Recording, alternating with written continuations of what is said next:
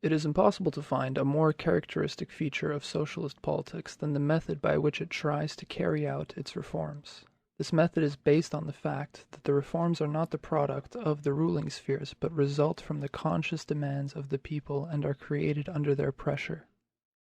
Everything that socialism has achieved through legislation has not been solely a question of parliamentary hearings, but above all a question of street propaganda. The main efforts have involved persuading the working masses, not the legislative body, on which the implementation of the reform, however, directly depends. A clear example of this method is the introduction into legislation of the 8-hour working day, which has been one of the main points of socialist politics for a decade. Throughout this period of time, we see almost no efforts to obtain support for reform from ministerial cabinets, representative chambers, industrial departments, or international meetings. Even when they specifically deal with workers' legislation, such as the Berlin Labor Congress, while all the energy for action unfolds at trade union meetings, at general meetings, in workers' writings, at May demonstrations, and in countless pamphlets explaining to the people the importance and benefits of the 8-hour working day. In a word, we see at once that the whole plan of politics is aimed at turning its legislative goal, the normalization of the working day, into a collective demand of the working class, as a conscious and strongly felt need of the worker, which today's legislation will be compelled to express. Reform enters the brains of the masses, moves hearts, becomes personal desire, and only in this form, when it has become a new moral force in society, should it impose itself on the legislative bureaucracy as a fact to which that bureaucracy will either have to yield or risk conflict with a new social current that will be dangerous for it. In this way, the reform of the working day becomes, above all, a reform of the worker himself, by awakening in his soul certain needs and concepts which he did not previously possess, and which come into necessary contradiction with existing conditions. The same principle guides the class struggle in winning various concessions from entrepreneurs. In order to obtain better living conditions for the working people, it has never been the policy of socialism to influence the humanism of factory owners, nor has socialism attempted to influence legislation by means of parliamentary diplomacy or gaining government influencers. The philanthropy of the entrepreneur is of no importance to socialism, and the benefits received by the workers are considered rather harmful, even if the benefits actually improve the workers' material well-being, because the concession gained, not under the pressure of the workers' solidarity, but as a gift of the humanism of the possessing class or the result of the goodwill of an individual, is not a moral gain for the worker. On the contrary, it favors the consolidation of conservative elements, suppressing the conscious development of the need for solidarity and struggle in him.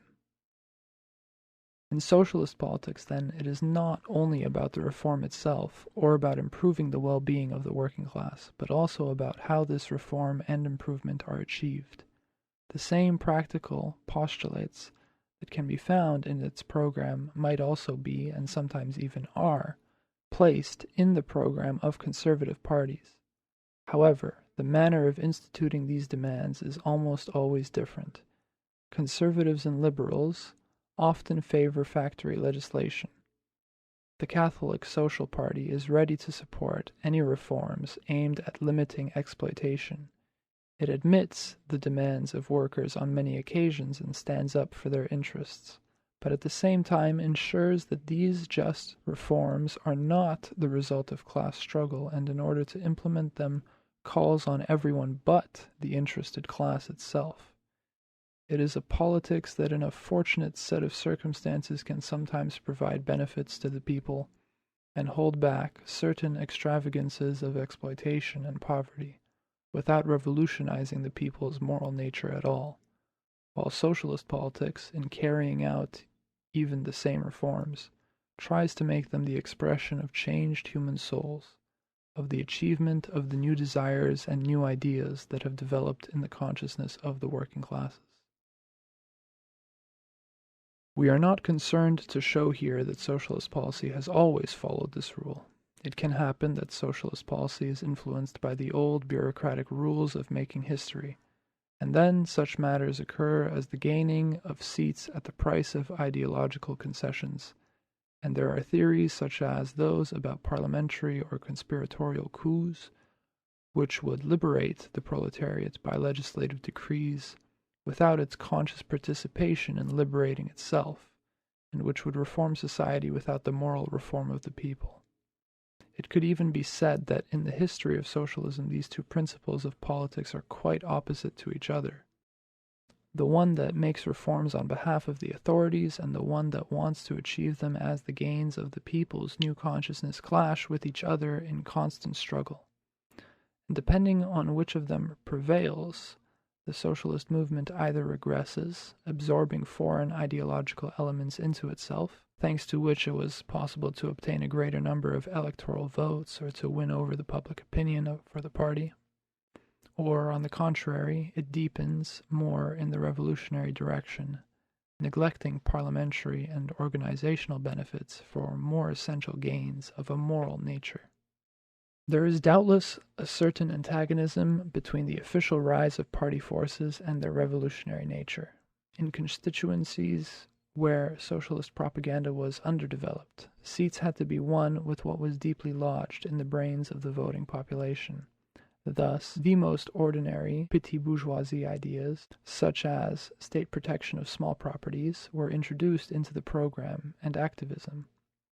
In encouraging peasant individualism, collectivism was transformed into an almost metaphysical slogan having nothing to do with practical reforms. In countering the patriotism of the French Revanche, the foreign policy of the most backward segment of the bourgeoisie was honored, a policy that is not only anti-republican but, more importantly, damaging to the interests of the freedom of all humanity. Obviously, as a result of similar frauds and ideological compromises, which in the minds of their creators appeared to be the politics of, quote, positive socialism, the party necessarily expanded both in parliament and in the number of its supporters, increasing the trust and sympathy of even such spheres of people who had nothing to do with communism and the liberation of labor. But with this, it also had to change its character, and, instead of revolutionizing minds, to concentrate around its banner only the temporary discontents of elements fused with the morality, concepts, and interests of the ruling system. However, the same deviations indicate that there is an essential and close link between the regularity of politics and the historical position of socialism. If socialism were only an expression of the defense of the interests of a certain class, having no tendency to create a new social world,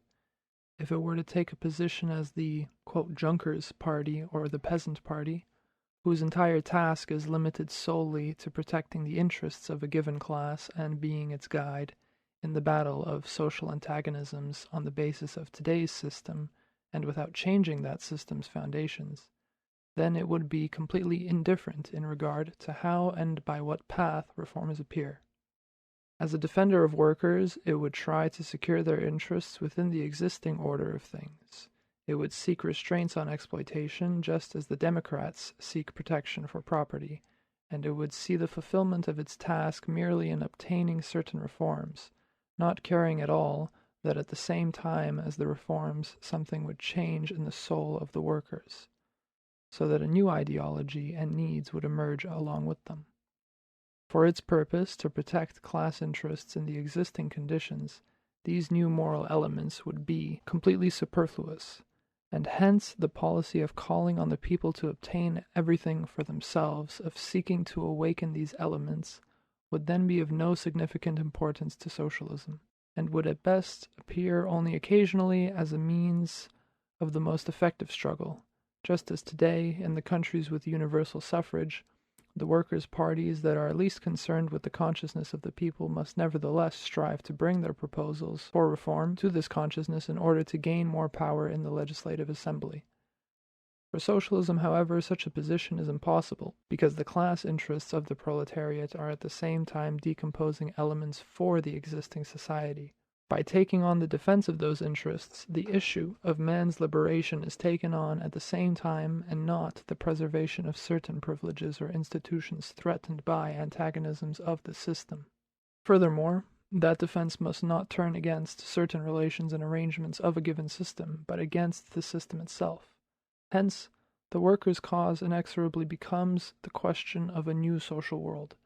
and the politics that defend it becomes simultaneously the policy of creating this new world, which, as communism, contradicts all previous factors of human coexistence without exception.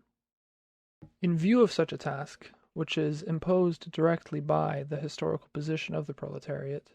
when it comes to the fundamental transformation of society, the moral revolution must come to the fore in politics,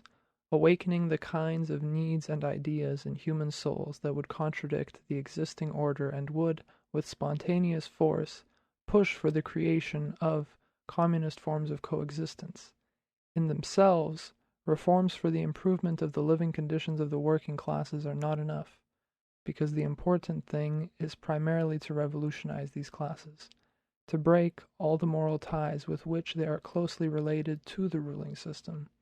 to eradicate from their souls those interests and concepts that impede the free development of revolutionary elements.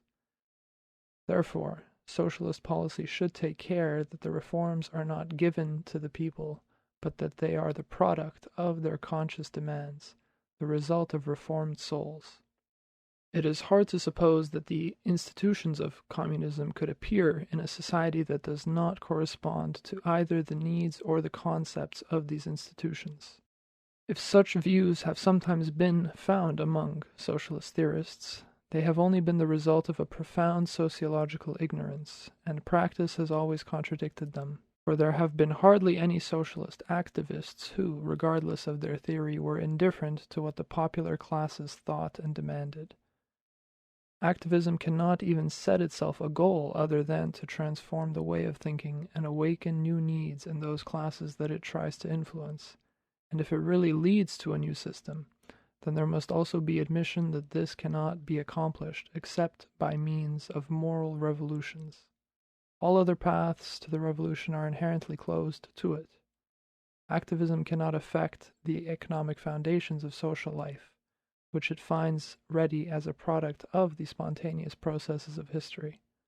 Nor can it organize any political force capable of becoming a reformer until it produces in society those ideological and moral currents from which the organization, entering the fight against the old society, could derive its vitality. Thus, for activism there is only one field of activity, namely the human soul, in which it can in actuality develop the elements of the revolution with full awareness of its purpose.